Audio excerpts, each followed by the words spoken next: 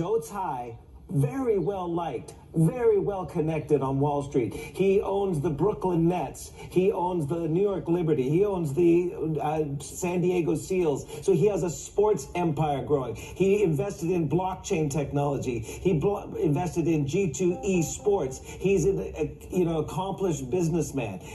Taiwan-born, U.S. educated, co-founder of Alibaba. Does he have the chops, though, to really take on this restructuring in China, in a very different China, given the regulatory crackdown that has happened over the last 3 years? It'll be very interesting to see, Kong Tsai and Eddie Wu, who's a much more quiet, lesser known, but integral part of that e-commerce giant. Right, Steve, and you mentioned it. China Inc. looks very different now than it did even just a few years ago, and investors have always treated Alibaba as a China proxy.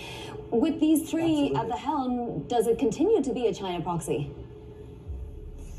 It will be seen as a China proxy, but as you very rightfully said, the Chinese economy is very different. And also, it's supposed to be a consumer-driven economy now, much more of a consumer-driven economy. It hasn't been able to capture that coming out of COVID-0. Consumers are more cautious right now. And as I said, Alibaba has not been able to recapture that explosive growth. Granted, their wings are severely clipped because of the anti-monopoly crackdown. So it'll be up to the new chairman and the new CEO, I'm talking Kong Tsai and Eddie Wu, to navigate this delicate balancing act of appeasing regulators, breaking up the company, and trying to, of course, appeal to global investors to recapture that kind of growth. It might not be able to recapture that growth, but it has to find value in those 6 divisions that it's going to be restructuring into.